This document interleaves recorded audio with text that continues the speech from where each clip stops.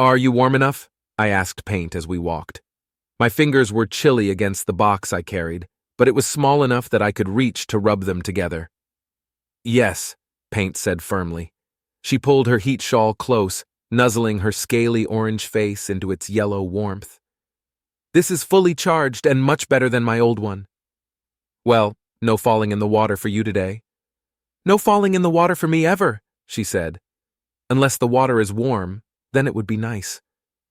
I looked around at the industrial ruins that we walked through, all damp concrete and convoluted passageways. Even the sunlight on this planet felt thin. I don't think anything around here is warm. Not yet, Paint said with a lift of her snout. I'm sure they'll get things back in working order soon. That box probably holds a key heating circuit or something, and the area will become more hospitable in no time. I smiled at her priorities.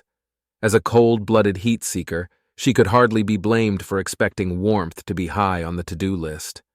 I would have focused more on landing pad repair personally, so visiting couriers didn't have to walk through this maze of alien architecture to reach the inhabited area, but that's just me. At any rate, our delivery timeline was short, but so was the best route, at least according to the map on my phone.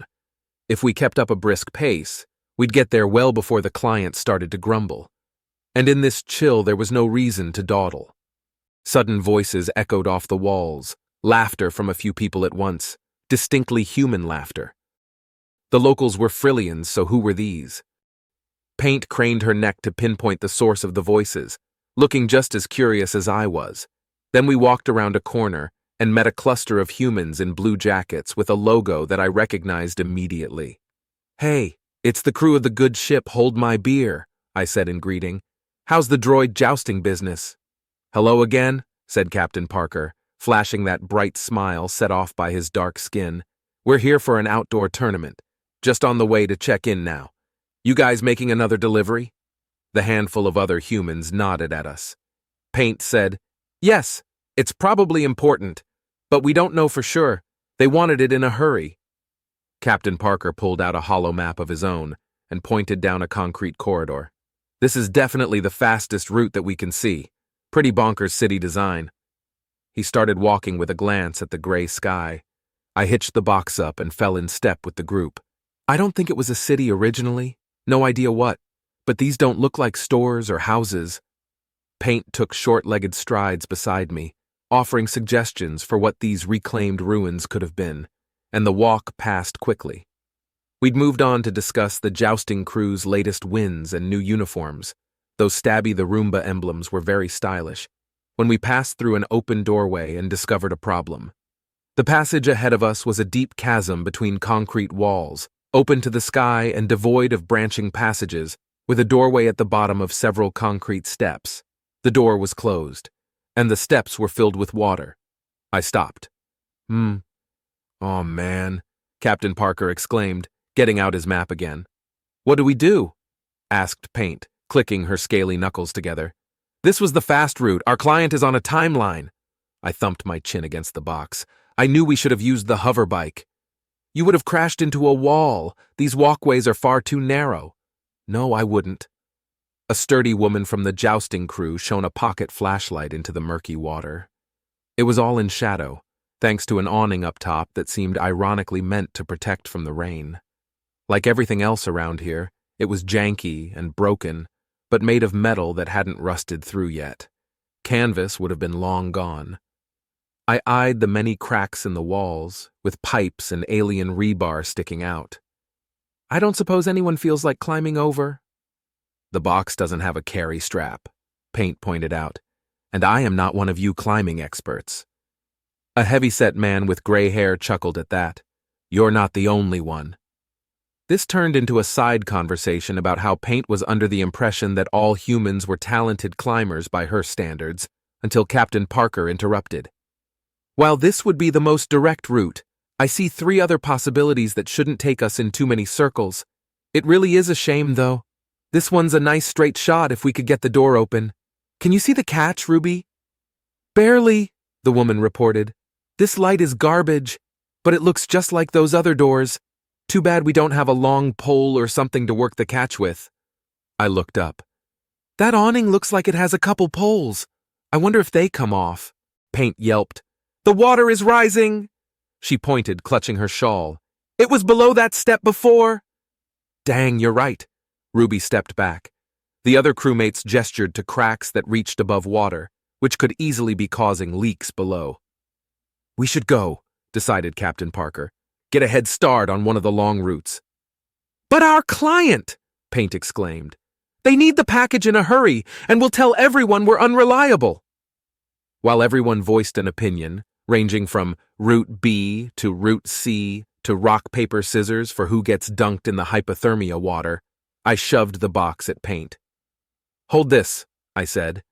Then I got a running start and leapt up for a good grip on a crack in the wall. There were plenty of footholds. Some of the metal bits sticking out were loose, but not enough to fall out. I focused on making sure each step was secure as quickly as possible, and reached the top in no time. Thankfully, it was wide enough to balance on without too much worry. That water wasn't deep enough to land in safely, never mind the temperature. Speaking of water, I thought with dawning horror, this is about to be bad. Several rows away in this maze was a broken pipe the size of my torso, spewing water into a reservoir that was near to overflowing. Some of the water was leaking out through cracks in the sides already, leading to a puddle that was dripping through to make the one on our side. The route back is in the danger zone too. Maybe if we're fast enough, we can get to that open area over there, or get everybody else up here. But I don't trust this wall to stay intact if that dam fails all at once. My phone buzzed, making me jump. It was Paint. I realized she'd probably been yelling for my attention, and I didn't hear. There were sounds of pouring water up here, not to mention the blood rushing in my ears. I answered the phone. What are you staring at? She demanded. Get the pole. Right, I said, hurrying along the wall. We may not have enough time, even if I can get it free. There's more water that could flood the area at any moment. I think somebody has to swim for the catch. What? How much water? Lots. Hang on. I stuck the phone in my pocket to free both hands for the awning. Up close, it looked much rustier and ancient than below. The pole at the side was welded on. I braced my feet and gave it a good yank. That produced a metal screech and a rain of rust particles, but not much else. Pushing and pulling to work it loose let me fold the awning back so watery sunshine illuminated the door catch far below. The jousting crew shouted about it indistinctly. I leaned against the awning, holding it back while I got my phone out. It's not coming loose, I told Paint. Tell him there's a dam about to break, and one of his people needs to open the door. There was lots of indistinct shouting at that. I couldn't make out all of the words, especially since the water sounds were increasing, thanks to a new crack the water levels had just reached. Captain Parker was shaking his head at Paint, who'd set down the box so she could hold the phone and gesture wildly. He waved at me to come down and pointed back at the way we'd come. I shook my head and pointed at the reservoir, but he was already looking away. Paint! I called into the phone. Tell him he's got to. He wants to turn back, Paint cried. Wait! This was a dumb idea, but I'd had worse. Paint, tell him you double dog dare him to do it. What? Human thing. If he doesn't, he's a coward. Use those exact words. You double dog dare him. Paint didn't answer me, lowering the phone and jabbing a finger at Captain Parker. I could just make out her words over the water. I double dog dare you to do it. If you don't, you're a coward. He gaped at her for a moment while his crew burst into laughter. Ruby clapped him on the shoulder. A smaller man waggled his fingers like he was offering to hold the captain's jacket. Captain Parker looked up at me, arms spread in a clear WTF. I held the awning back and pointed emphatically downward. Water rushed faster out of that new crack. People were laughing below. Paint repeated the phrase like an incantation, and Captain Parker took off his jacket, handing it to the other man. Yes, I breathed in relief, leaning harder against the metal. It really wanted to fold back down, but the captain would need light to see. In moments he'd left his jacket, shoes, and pocket valuables with the crew, and was striding forward, shaking his head. Ruby aimed her flashlight at the door, though it was pretty visible now. I pocketed my phone and crossed my fingers. With a worried glance, I sent strengthening thoughts toward the dam. Captain Parker stuck a foot in, swore loudly, then cannonballed directly into the deep end to the approving whoops of his crew. He surfaced, gasping at the cold, then took a few good breaths and submerged, going straight for the door. The catch didn't turn easily. Of course it didn't. Why would any of this be easy? I watched him struggle with it, flicking my eyes back toward the straining reservoir. Water was starting to spill over the side. The big crack was spreading. Then something clunked below me, and the door grated aside, gushing water and a very cold human into the corridor beyond. I yelled my own wahoo along with the crew and left the awning to jolt back into place with another rain of rust while I hurried back down.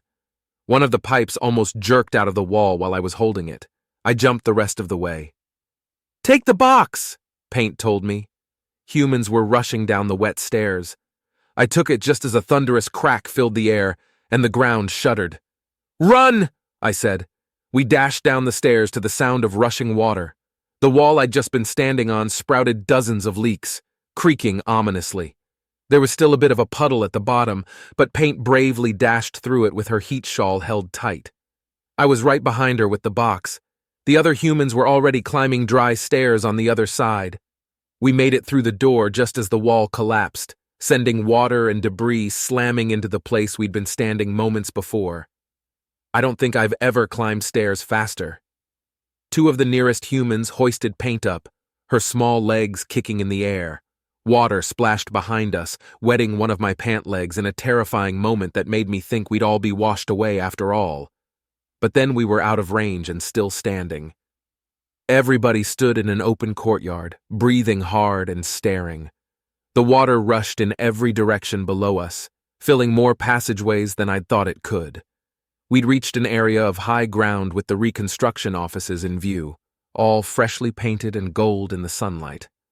But only just. "We'll need another way back to the ship," said Ruby. "Good thing we left all our stuff behind." "Hey, Captain, you can use my shirt to dry off with." "Mine too."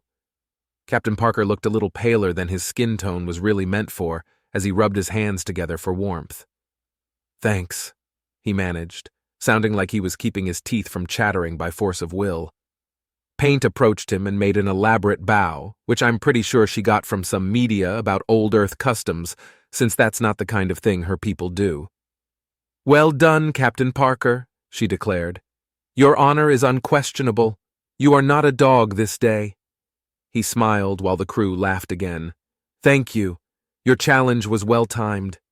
He stripped off his wet shirt and toweled dry with someone else's, then rolled up his pant legs instead of taking them off. "Do you need to borrow my heat shawl?" Paint asked tentatively. Captain Parker frowned, shivering violently. "You're cold-blooded, don't you need it?" "I'll be okay," Paint assured him. "You need it more right now. The air isn't as bad as that water." "You're not wrong." He accepted it when she handed it to him, settling it over his shoulders with a deep sigh of relief. When Paint met my eyes, I gave her a smile of approval, and she beamed. Crew members were busy making calls, to their ship, to their local contact, and who knew where else. It occurred to me that we should do the same. Paint told me, "Everyone's going to want to hear about this, and you'll have to explain the details of the double dog thing. I'd never heard of that before." I shrugged one shoulder, still holding the box. "It's not a big deal. More of a kid thing, honestly. I'm sure there are lots of cultures with similar stuff." "Not mine," she said thoughtfully. "Blip and Blop would probably appreciate it, and Trilly would probably appreciate it too much." Oh man, Trilly would be an unholy menace. I thought of our most frightening crewmate's love of scaring people. Let's not tell her about double dares. When the captain had his shoes back on and his jacket thrown over the heat shawl, we all moved on toward the reconstruction office, leaving a trail of water droplets and honor in our wake.